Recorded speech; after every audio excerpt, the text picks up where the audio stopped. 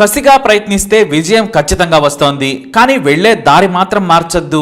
ఓపిగ్గా ప్రయత్నిస్తే విజయం ఎవరికైనా దక్కుతుందనడంలో ఎలాంటి సందేహం లేదు. కొన్నిసార్లు ఎంత ప్రయత్నించినా దరిద్రం మాత్రం వదిలి వెళ్ళనంటోంది. అలాంటప్పుడే జీవితం మీద విరక్తి పడుతోంది. ఏం చేయాలో పాలుపోదు. లక్ష్యం పెద్దది, కానీ మనం పాతాళంలో ఉన్నాం. అలాంటప్పుడు వెనక్కి వెళ్లిపోతాం. కానీ KGF music director Ravi Basrur మాత్రం కసిగా పోరాడాడు. ఎంతలా అంటే దురదృష్టం ఎంతగా వెనక్కి తంతే అంతగా ముందుకు సాగాడు. చివరకు తన శ్రమకు తగ్గ ఫలితం దక్కడమే కాదు, యావత్ దేశం గుర్తించే స్థాయికి ఎదిగాడు. ఒక పూట తిండి దొరికితే చాలనుకునే స్థాయి నుంచి నేడు ఆకాశంలో స్టార్లా అందరూ చూసేంతగా పేరు తెచ్చుకున్నాడు. కానీ అతను అనుభవించింది మామూలు దరిద్రం కాదు. రవి బస్రూర్ది కర్ణాటకలోని ఉడుపి జిల్లా కుందపుర తాలూకాలోని బస్రూర్ అనే ఊరు. రవికి ఇద్దరు అన్నలు ఒక చెల్లెలు ఉన్నారు. వీరిది పేద కుటుంబం. అందరూ కమ్మరి పని చేసుకుని బ్రతుకుతారు. ఇంట్లో కలిమి వెలిగితేనే అందరి కడుపు నిండుతుంది, లేదంటే అప్పు తెచ్చుకోవాల్సిందే. అయితే కుటుంబం మొత్తానికి మరో ప్రవృత్తి కూడా ఉంది. అదే భజనలు.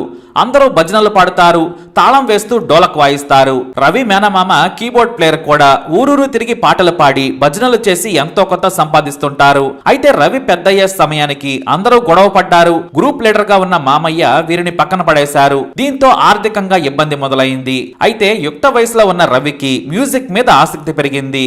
దీంతో 10th క్లాస్ కు వచ్చే సమయానికే పాటలు రాసి తానే ట్యూన్ చేసి పాడేవాడు. ఆ తర్వాత తన మామయ్య ప్లేస్ లో తాను చేరి అన్నతో కలిసి ఊరూరు తిరిగి పాటలు భజనలు పాడి కడుపు నింపుకునేవాడు. ఎవరైనా సరే అన్నం పెట్టినా సిగ్గుపడకుండా తిని కడుపు నింపుకునేవాడు రవి. అయితే ఇలా అడుక్కుని తినడం 100కు 200కు కూడా దేబి అనడం రవి అన్నకు నచ్చలేదు. మా జీవితాలు ఎలాగో ముగిశాయి, నీకు మంచి భవిష్యత్తు ఉంది, నాకు బెంగళూరులో తెలిసిన వారున్నారు, నీకు ఉలితో చెక్క పనులు చేయడం వచ్చు, కాబట్టి చెక్కతో చేసే శిల్పాలు డిజైన్లు చెక్కడం నేర్చుకోమని చెప్పాడు. తానే ఫోన్ చేసి సదరు చిన్న ఆర్ట్ కమ్ వుడ్ డిజైనింగ్ కంపెనీకి రవిని పంపించాడు. ఇప్పుడు ఇళ్లలో కొత్త డిజైన్లు చేయించుకుంటున్నారు, నీకు మంచి భవిష్యత్తు ఉంటుందని చెప్పాడు రవి అన్న. ఇక సరేనని 200 రూపాయలతో బట్టలు సర్దుకొని అకాడమీలో చేరాడు. ప్రతిరోజు చెక్కతో డిజైన్లు చేయడం నేర్చుకోవడం మొదలు పెట్టాడు. సాయంత్రం అయితే చాలు సినిమా వాళ్ళు తిరిగే ప్రాంతాల్లోకి వెళ్లి వారిని చూసేవాడు. ఇక అసిస్టెంట్లు, మ్యూజిక్ డైరెక్టర్లు, లైట్ బాయ్స్ ఇలా ఎవరో కనిపించినా సరే వారితో పరిచయం పెంచుకొని నమస్కారం పెట్టి వీలైతే ఫోన్ నంబర్ తీసుకుని వచ్చేవాడు.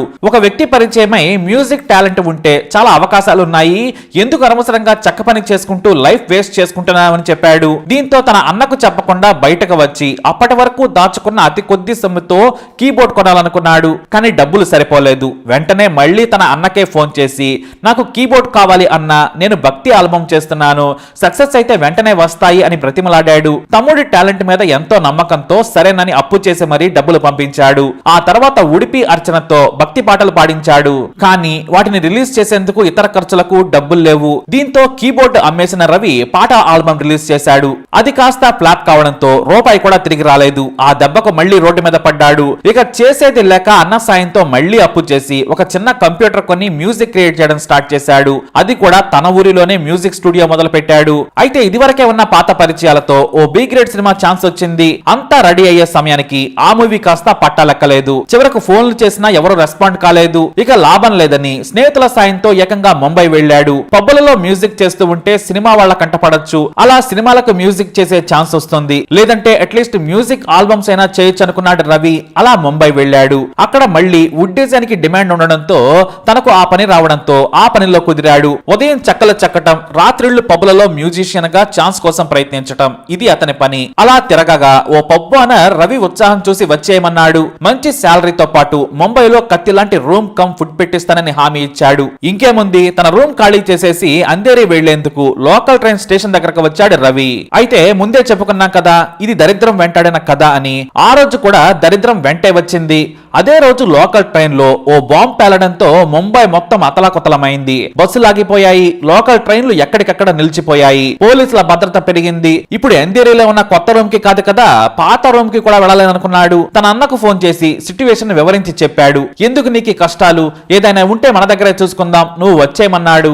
దీంతో ఎలాగూ అన్ని సర్దుకుని స్టేషన్ కు వచ్చాం కదా, ఇంటికి వెళ్లిపోదాంలే అనుకున్నాడు. రైల్వే స్టేషన్ కు వెళ్లి బయట హడావుడిగా ఉంటే ఓ మూల నిలబడ్డాడు రవి. అప్పుడే ఇద్దరు కానిస్టేబుల్ కానిస్టేబుల్స్ వచ్చారు. మొత్తం చెక్ చేయాలి, బ్యాగ్ విప్పమన్నారు. నా దగ్గర ఏమీ లేవు సార్ అన్నాడు. నేను బెంగళూరు వెళ్లాలని చెప్పాడు. అయినా సరే ఓ కానిస్టేబుల్ దురుసుగా ప్రవర్తించి అతని కీబోర్డ్ ను లాగి కింద కొట్టడంతో అది కాస్త పగిలిపోయింది. బట్టలన్నీ చంద్రవందరగా చేసి ఇక్కడ నిలబడకు, స్టేషన్ లోకి వెళ్లిపోమన్నారు. మొత్తానికి రైలు ఎక్కాడు, కానీ టికెట్ కు సరిపడా డబ్బులు లేవు. చివరకు జనంలో దూరి భయంగా బాత్రూమ్ లో నక్కాడు. తినడానికి ఏమీ లేదు. మధ్యలో 50 రూపాయలతో ఏదో కడుపు నింపుకున్నాడు.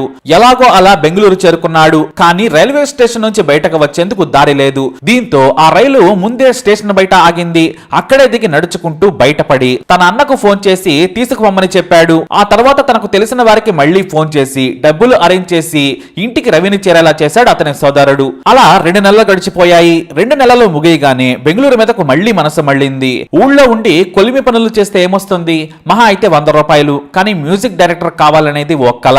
దీంతో మళ్లీ బెంగళూరు చేరుకున్నాడు. దిగగానే ఓ హాస్పిటల్ కనిపించింది. అందులోకి సరాసరి వెళ్లిపోయి కిడ్నీ తీసుకుంటారా, ఎంత ఇస్తారు, ఒక కిడ్నీతో ఎన్నాళ్ళు బతకొచ్చు అని కొంతమందిని అడిగాడు. ఒక డాక్టర్ దగ్గరికి వెళ్ళగానే ఆ డాక్టర్ రవిని భయపెట్టాడు. ఇలాంటి పనులు చేయొద్దు, డబ్బు కోసం కష్టపడాలి, ఆరోగ్యంగా ఉంటే డబ్బులు వస్తాయి. కిడ్నీ ఒకసారి అమ్ముకుంటే నీకు అనారోగ్యం జీవితాంతం వెంటాడొచ్చు, ఇలాంటి రిస్క్ వద్దని మంచి మాటలు చెప్పడంతో మళ్లీ జీవితం మీద ధైర్యం వచ్చింది. ఒక చిన్న కూలి పని చేసుకునే ఫ్రెండ్ రూమ్ కి వెళ్లి ఉన్నాడు రవి. మ్యూజిక్ చేయాలనే ప్రయత్నంలో భాగంగా అనుకోకుండా కామత్ అనే స్నేహితుడు పరిచయం అయ్యాడు. తనెవరో పూర్తిగా అతనికి తెలియదు, అతనికి కూడా రవి ఎవరో తెలియదు. కానీ వీరిద్దరి మధ్య నమ్మకం, మ్యూజిక్ లింక్ బలంగా ఏర్పడింది. ఒక మంచి వ్యక్తిని పరిచయం చేస్తాను, అక్కడ కీబోర్డ్ తో నీ టాలెంట్ చూపించమన్నాడు.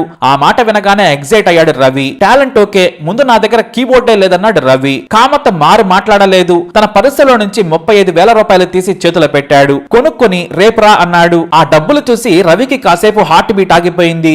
నా జీవితంలో ఇంత డబ్బును నన్ను నమ్మి ఎవరూ ఇవ్వలేదు, మా అన్న తప్ప.